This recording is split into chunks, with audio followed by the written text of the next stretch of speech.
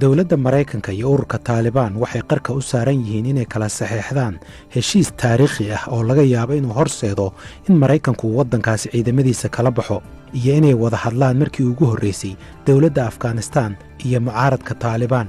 waxaa xilligan lagu jira heshiis xabad joojin ah oo loogu gogol xaarayo inay dhinacyadu is-aaminaan isla markaana heshiis kala saxeexdaan. wadahadallada u dhaxeeyay Maraykanka iyo Taliban ayaa socday sannado waxayna soo mareen marxalado kala duwan oo adag iyadoo dhowr jeer lagu kala kacay. haddaba heerka ay gaareen wadahadallada Taliban iyo Maraykanka ayaa waxa uu soo nooleeyay dalabaadkii ahaa inay sidoo kale wada hadlaan dowladda Soomaaliya iyo ururka Al-Shabaab ma doonayaan inay wadahadal la galaan dowladda Soomaaliya. sideedaba ururkaasi muxuu ka aaminsan yahay wadahadallada mase la joogaa xilligii lala hadli lahaa ururka Al-Shabaab.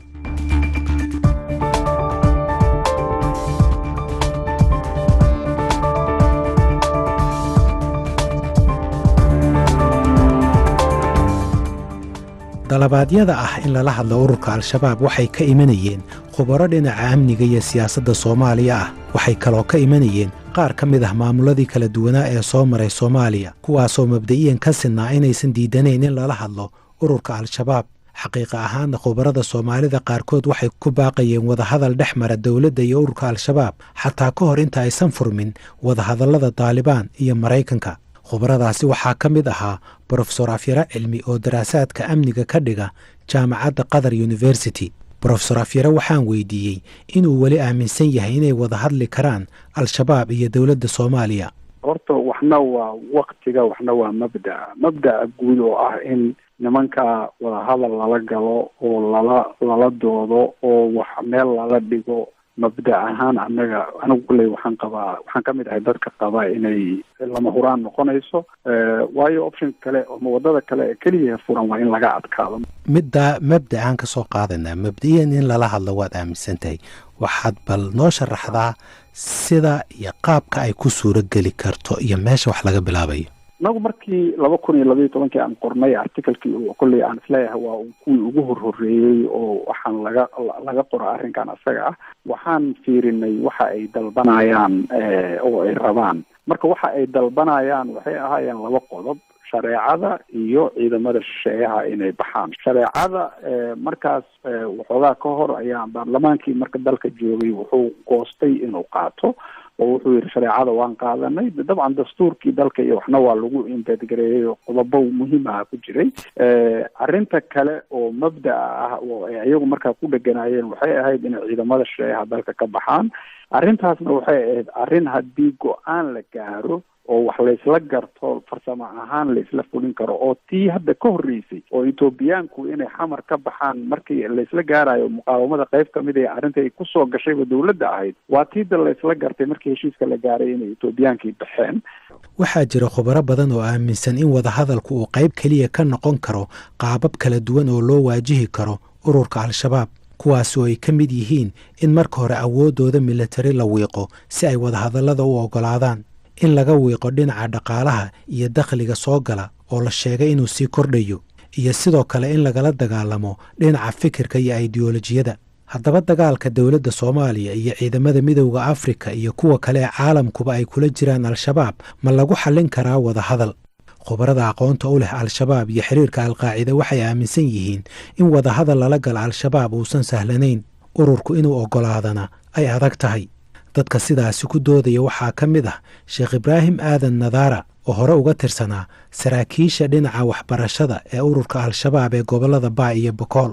waxa uu leeyahay Al-Shabaab way ka duwan tahay ururka Taliban marka la eego dhinaca caqiidada iyo qadiyadda caalamiga ah oo uu ku doodayo in Al-Shabaab ay aad uga fog tahay.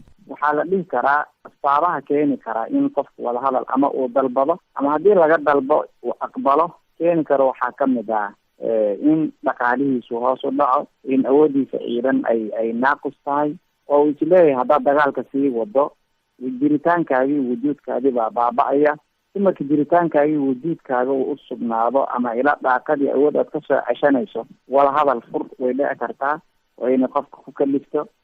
waxaa kaloo ku kalifi karaa markuu is yiraahdo qorigii caaradii iyo dagaalkii aad waday hadafkii natiijadii aad rabtay kuma gaari kartid bal wada hadalkiina ku day iyo in miiska la isugu yimaado saddexda arrimood aan sheegnayba hadda markii lasi qodka dheer loo fiisho kama muuqato hadda culeys hadda saaran oo gaar ah oo kii horeba da'wal soo jiray aan ahayn ma jiro.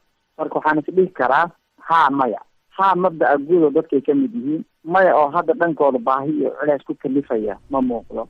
qodob kale oo ay taalibaanku kaga duwan yihiin al-shabaab ayaa ah in bishii juun 2018 ay dowladda afghanistaan la gaadheen heshiis xabad joojin ah intii lagu jiray dabaaldegyadii ciidulfitriga, taasi oo dhalisay yididiilo ah in qadiyado kala duwanna laga wada hadli karo.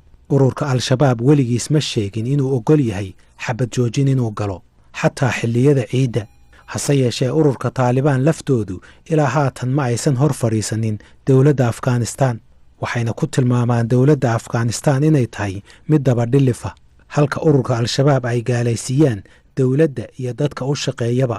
sheekh bashiir axmed salaad waa guddoomiyaha hay-adda culimmada soomaaliyeed. waxa uu ka mid yahay culimmadii ugu horraysay soomaaliya ee naqdisa fikirka al-shabaab. waxa uu aaminsan yahay inay jiraan waxyaabo kalifay inay wada hadlaan taalibaanka iyo maraykanku. runtii waa su-aal muhim oo mawduucan la xiriirta. waxay u baahan tahay in xog la raadiyo oo daraaso la sameeyo oo dadka maaragtay u dhoondaloola ayaa ogaan karaa sileeyahay. waxaa jiri kara wax isku khasbay labadoodaba, maxaa yeele haddii daraf uu arko in dagaalku uu dal yahay iska sii wadi lahaa. marka waxay la tahay labadii qolo inay isku khasban yihiin. marka jawigaas isku khasbay waxa uu yahay noocu uu yahay daraasa nooga baahan tahay kaan uga faa'iidaysano oo anaka nabadadeena iyo maarata xaaladana haysata laga faa'iideeyin. runtii maarata aada iyo aada iiga muuqata si loo abuuro jawi noocaas oo kalea. hadda masalan labada qolo haddii midkeed uu guul joogi lahaa ama maaragtay umuuqan lahayd in waxa uu rabo uu ku gaari karo dagaalka waa sii wadi lahaa aan filayaa. laakiin duriko waxa abuurma ila tahay maaragtay aragtida bedelay mid kastaba ku khasban inuu maxaanku raha uu kansaal la fadhiisto. duriko waxay ahaan karaan taalibaan sidaan kuu sheegay oo maarata xarako maaragtay hadaf kooban leh oo warkooda kooban yahay, yani ahdaafteeda caddahay, meeshay u socdaan, cidii la dagaalamay ay kooban tahay. iyo maraykan laftiisa laga yaabo in dagaalkan ay ku daba dheeraaday oo uu ka darayo meesha inay quwado kale ku jiraan baa dhici karta oo meesha laftiisa lagu rafaadinhayo ama lagu dhibahayo. marka uu rabo inuu sida dega maarata isagoo maarabad qaba uga siigto siisa meesha maaragtay ugu simbirraxay sidii itixaadka sookigii hore ay maaragtay ugu simbirraxday oo meesha lagu dilay way ahaan karta. sida markatay noqotoba ta duruufta la daraaseeyey isku khasabtay labada caday oo labadan daraf oo in muddo isdagaal hayay isku khasabtay in isku yimaadaan. duruuftaas inta daraaseeyo oo dadka maarata aqoon-yahanka ah laga faa'iidaysto in ayagoo kale haddii la heli karo dalkeena runtii laga abuuray aad bay maarata ku fiicnaan lahayd in iskoodan dheeraatay xal in la helaan dhici karta insha allahu tacaala. waaye marka ururada iyo meelaha colaaduhu ka jiraan, ururada ka jiraya dhinacyada isku haya, waad aragtay dhinac walba dalabaad iyo waxyaaba uu sheeganayo ayaa jirta. haddii la yidhahda maanta al-shabaab ha lagala hadlo maxaanku yidhahdaa waddanka in la xasiliyo, colaada la joojiyo, xabad joojin la gaadho, maamulka ay ka qayb qaataan, saamigooda ay qaataan, dastuurka iyo sharciga waddanka laga wada hadlo, bixitaanka ciidamada amisom laga hadlo, ma ogolaanayaan bay kula tahay? maxay ogol yihin? horta wallahi intaan ka aqaano meesha anigu maaragtay waxa weye nimanka horta waxay aaminsan yihiin ama mushkilooyinka haystaa dhowr mushkilo weeye. horta mid waxa weeyaan mushkilo xagga ururku sida ay sheegtay urur caalami ah weeye oo qaacida ayay maaragtay qayb ka yihiin siday sheegayeen.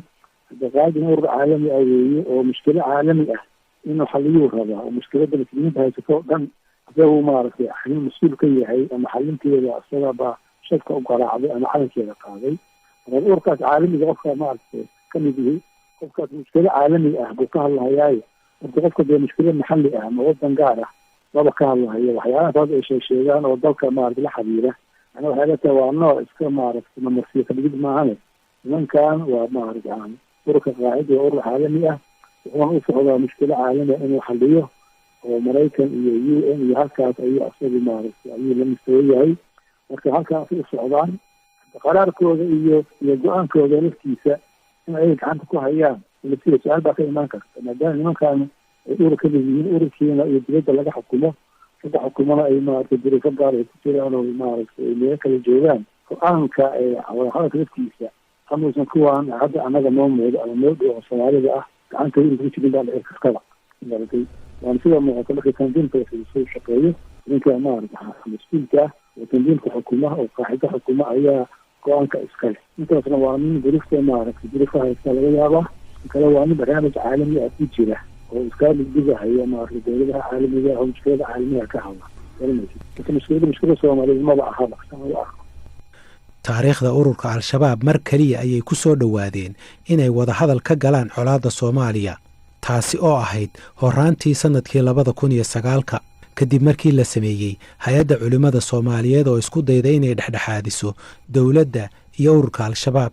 culimmada xilligaasi waxaa dhiiri geliyey in dowladdii cusbayd ee lagu soo dhisay dalka Jabuuti uu hogaaminayey Sheekh Shariif Sheekh Axmed, hogaamiyihii maxaakimta islaamiga ahaa oo sidoo kalena ahaa hogaamiyihii siyaasadeed ee muqaawamadii la dagaalamaysay ciidamada Itoobiya iyo dowladdii ku-meel gaarka ahayd ee madaxweyne Cabdilaahi Yuusuf Axmed. muqaawamada xilligaasi waxay gacansaar lahaayeen oo ay dagaalka ku wada jireen ururka al-shabaab. dowladda Sheekh Shariifna waxay ku soo dhisantay wadahadal dhex maray dowladdii ku-meel gaarka ahayd iyo ururkii dib u xoreynta Soomaaliya ee uu hogaaminayay Sheekh Shariif Sheekh Axmed, iyadoo labadii natiijo ee ka dhalatay wadahadalkaasina ay ahaayeen in Sheekh Shariif Sheekh Axmed uu noqdo madaxweynaha Soomaaliya iyo fulinta dalabkii ugu weynaa ee muqaawamada oo ahaa in ciidamada Itoobiya ay ka baxaan Soomaaliya, taasi oo dhacday ka hor intii uusan madaxweynaha noqonin Sheekh Shariif Sheekh Axmed. hay-adda culimmadu waxay u aragtay xilligaasi inay jirtay fursad weyn oo laysku soo dhoweyn karo dowladda iyo ururka al-shabaab, maadaama labaduba ay gaareen waxyaabo ka mid ah dalabaadkoodii ama qadiyadihii ay u dagaalamayeen. balse dhinaca kale waxaa iyaguna taagnaa caqabado, kuwaasi oo ay ugu horraysay in waddanka ay joogeen ciidamada Yuganda oo xilligaasi ilaalinayay dowladda federaalka ku-meel gaarka ah. inkastoo ciidamadaasi Yuganda aysan ilaa wakhtigaasi si toosa uga qayb gelin dagaalkii ka dhanka ahaa ururka al-shabaab.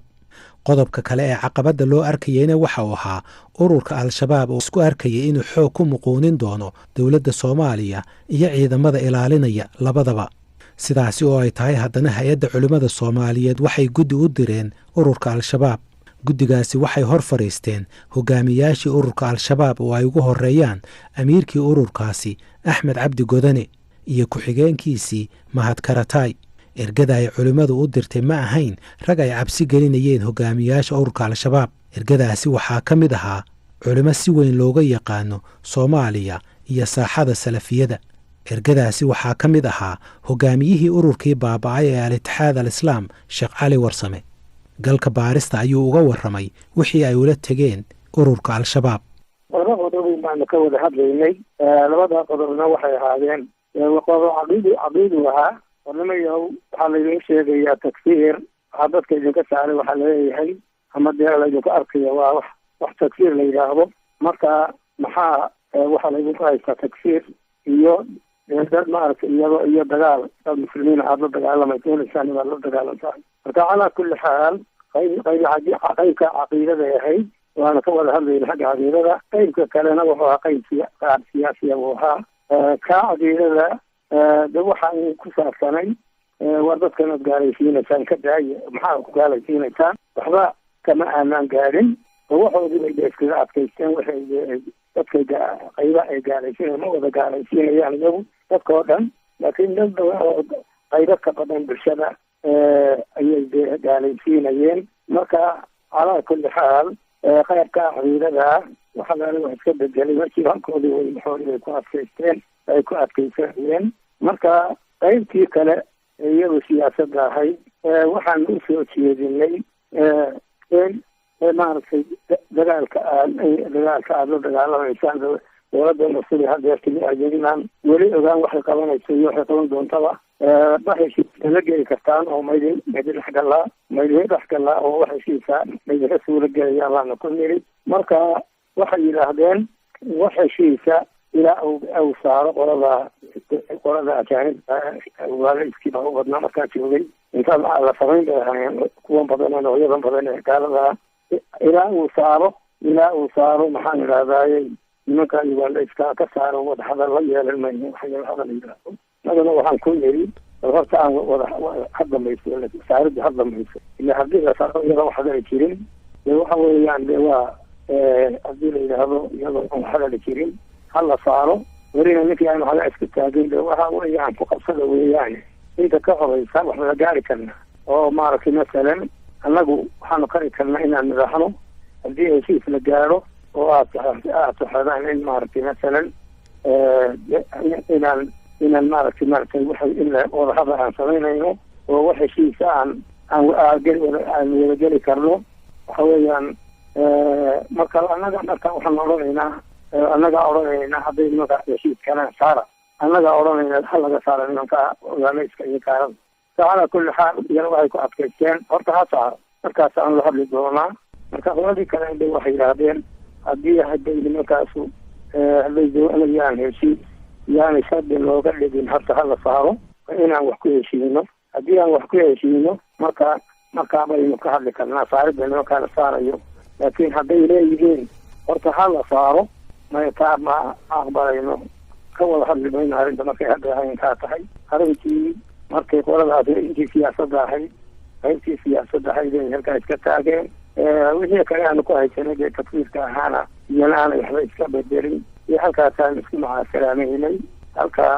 iyaan nimanka 2 maalmood baan isugu soo noqonay oo xaggooda qaybta iyagu joogaan baanu tagnay marka halkaas baa isku ay dhamaysay nimankii aan isku macaasalaamayn waaya xaggooda markaad tagteen yaad la fadhiisateen ragga idin soo hor fadhiistay ee sidan idin dhahayaad la xaajooteen waa kuwe horta may badnayn laakiin dee kii markaa madaxda u ahaa waa ninkii badana weeyaan ninkii markaa madaxda u ahaa ay jireen weeyaan buu ahaa iyona la yidhaahdo mahad karatay adagu dhaydo aan badnayn bay ahayn nimanka noo yimi markaad la fadhideen axmed cabdi godane iyo mahad karataay labada qodobeed kala hadasheen ee midna caqiidada yahay midna siyaasadda yahay midkeebay aada ugu adkaayeen mise labaduba isku mid bay ahayn horta ninka iska hadlaya waa ninka ina godane buu ahaa isagaaba jaanisna la sii waayey maantii o dhan khudbadaynayay isagaaba jaanis loo diiday markuba dee saaisba la sii waayay ayaa waxaan ugu mahmaahay nin odaga oo adeeray bu toosan baa qola damada inay jir kala baxdo waxay yidhahdeen gaas khayraa la odhan jiray waxay yidhahdeen gaas khayrow arrinta caynkaas iyo caynkaasa ka waran haba arrintu aamusay buu yidhi waar adeero lidiga yar aad wareysatay ma weydi lidiga yar oo aada wareysatay ma weydi waxaan ku leena dodanow waar cid naga yar oo aad maanta o dhan ukhudbaysay oo jaradii raggan waa mashaaqidaadi weeye raggan waa mashaaqidaadi waad garanaysaa cid naga yaryar oo aada u khudbadayso miyaad weydi markaa saanis nafsiis kuma xidhin meesha kuguma xidhin marka isninka hadlayay ayaa ku xaalinagaasu ahaa kuwa kale wax badan kuma lahayn wax badan kuma ay lahayn marka su-aasha aan ku weydiinaya waxa weeye sidoodaba ma lala xaajoon karaa niman wada xaajood lala furi karo oo qadiyadda waddanka wax ka geli kara oo dowladda dhinac ka raaci kara ee qaybtooda qaadan kara ciidamadooda ciidanka ku biirinaya dastuurka iyo sharciga waddanka laga wada hadli karo niman noocaasa ma yihiin mise way ka duwan yihiin maya fili maayo de waxay u arkayaan de waxa maamulka ku jira inay gaala yihiin bay arkaan markaasaasi fili maayo inay ka suurageli inay ka suurageli karto haddii la yidhahdo dowladda balkaas nigaal ku arkaya maxaa haysan kartaan bada maxaa isku darsan karta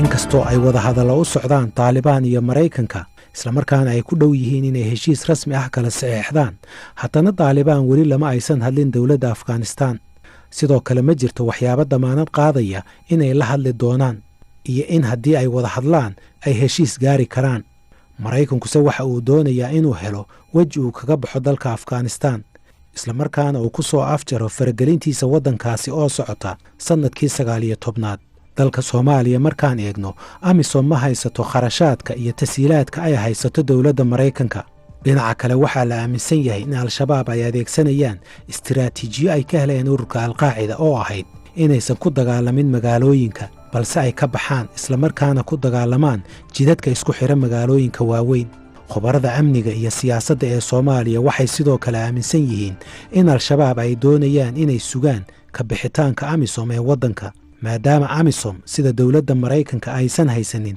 kharashaad iyo tasiilaad baaxad leh oo 10 sano ay ku maalgeliyaan howlgalkooda Soomaaliya.